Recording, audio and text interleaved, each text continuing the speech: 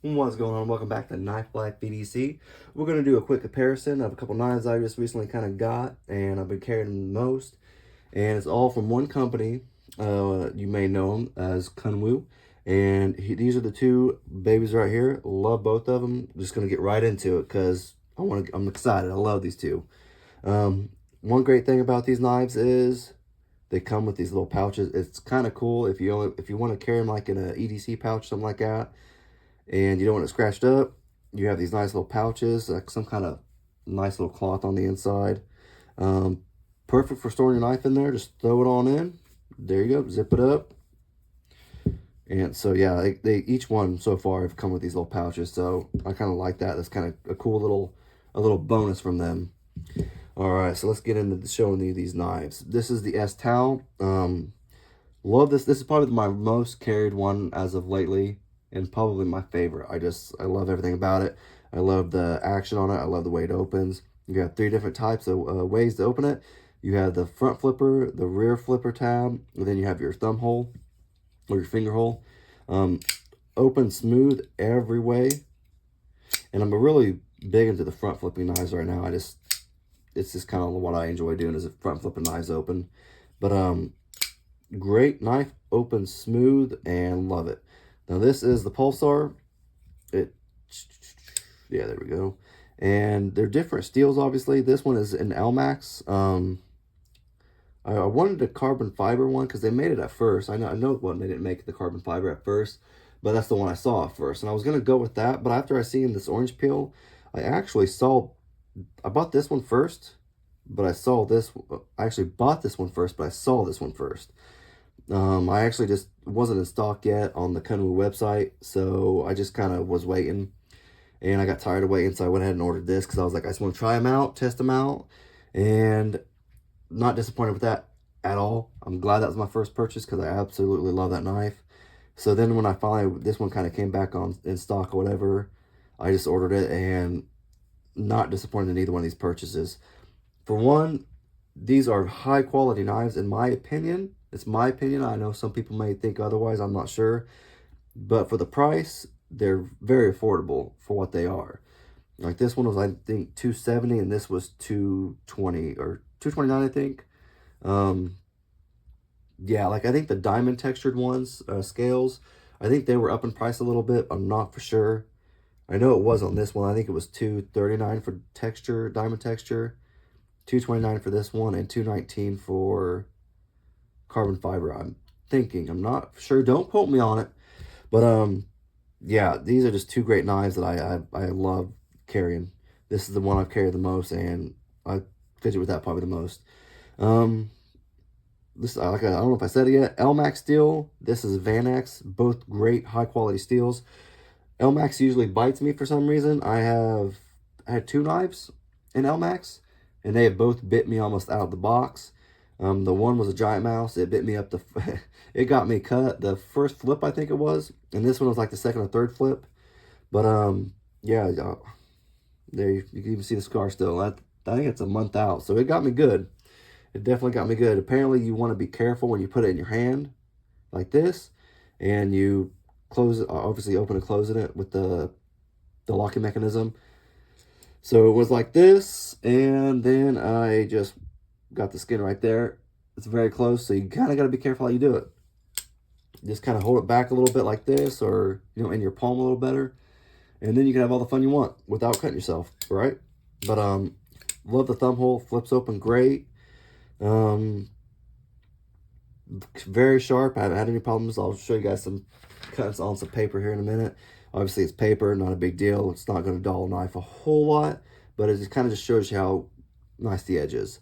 I believe this is called, every company has a different type of locking mechanism for the crossbar, or a different name. I think this is the XT lock. I'm not sure, but for now I'm just going to call it a bar lock. But the bar lock is very, very nice on it. I really do like it. It's very smooth. I think I still like the Kaiser drop bear. I think it has comparable, I guess. I would almost say it's a little better, but I'm not quite sure. I haven't actually compared the two, and I might do that now that I'm thinking about it. But it is very smooth to open either way. Love the way it looks. The orange peel titanium scales are just off the hook. Great. It's a great knife. You have your pocket clip, pocket clip, and it's one of my favorite pocket clips. It's one of the nicer ones. It is recessed, which is nice too, the screws and the actual pocket clip. And it is reversible as well, and it comes with that little filler tab right there, which is awesome. Glad it did that. T6 screws are on the locking mechanism only, and the rest are T8, which is great. Love the LMAX steel again. Saying it probably for the third time. I don't know. I just love it. It's a great knife. Very sharp and just, you know. Oh, lanyard hole. And it comes with a lanyard hole. This one did not, but this one does. And I don't like lanyard holes all that much. Like, it's not a make or break, I guess, type thing. But it actually looks, I guess, okay in my opinion, it does on this one. Because you have that cool little backspacer right there, and then it flows really well, I think. It just looks sharp no matter what, even with the lanyard hole. So if you love lanyard holes, it has it, and you are good to go. And it looks good as well. And then this one is the same. You got your orange peel titanium. Orange peel titanium, excuse me if I said that wrong. And this one, what was cool is it's milled almost all the way around. It's right here. Goes around, and then it stops like right in here.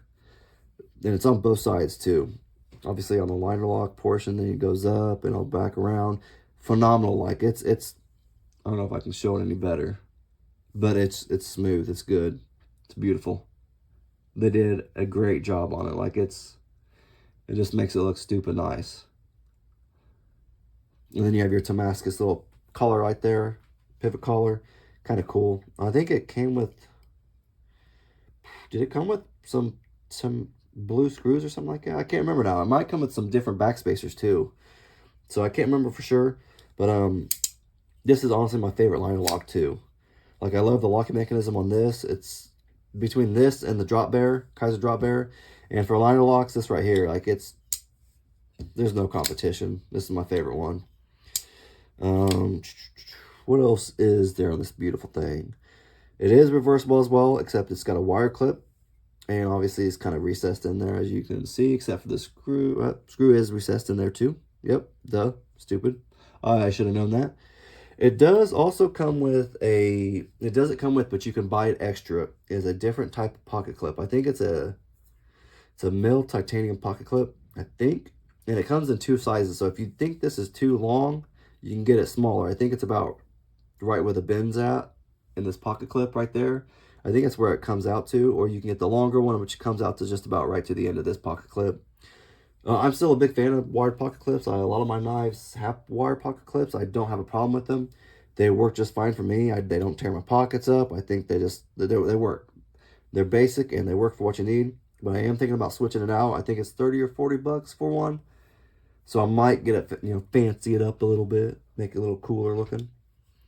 But, I don't know. Let's cut some paper real quick. See what we got.